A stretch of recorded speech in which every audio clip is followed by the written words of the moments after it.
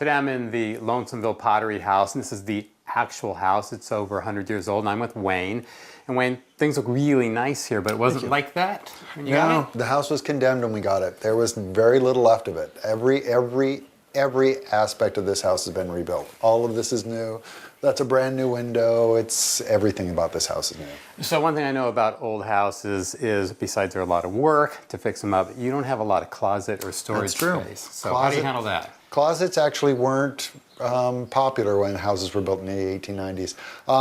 Another problem that compounds that is the rooms tend to be super small. Sure. Although this room did have a closet. Yeah, and I can actually see that's where the transition is there in the flooring? Correct. Okay. It made an incredibly small room. Like this room was 8 feet wide. Okay. So we really had no choice but to take it out. And in general, rooms that were built or houses that were built in the 1890s just wouldn't have closets at all. We're actually in the process of all of the bedrooms. We're going to be building cabinetry around the bed.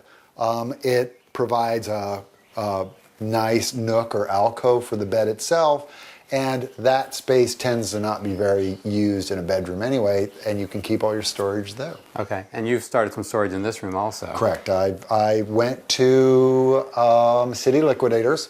I bought an old bed. I built the bed into the back of the window, incorporating the top of it into the sill, and I used the footboard as part of a window box. Okay, well let's go take a look at the other room. Excellent. All right. Wayne, this is beautiful and functional. Very functional. Yeah. So tell me a little bit about how it came together. Well, again, this was a really small room, and Todd and Jose knew that they needed to store all of their clothes, etc., but just weren't sure where they were going to put them. Okay. So this is generally around a bed, an area that just isn't very functional. So have fun with it. You know, these top cabinets are for things that hang that you'd normally keep in a closet, and then these are basically the equivalent of a dresser on each side. I love the hardware. I think it's beautiful. Now that is kind of high though for hanging your clothes. Mm-hmm. Are they tall? No, they're not. They're actually diminutive, both of them. They're building small steps, decorative steps on both sides of the bed that can swing around so they can use them to get into there. So you just got to be really creative. You do have to be really creative. So are these things that were made from scratch, or are these found in, you know? It's all from scratch. And actually, it is not only all from scratch, it's from very, very inexpensive lumber. Really? These are all just simple pine 1x3s and 1x6s.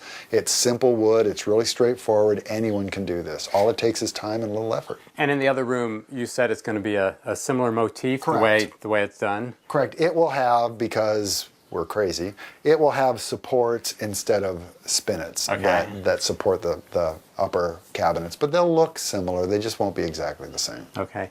And I noticed, is this a little bit of a trademark?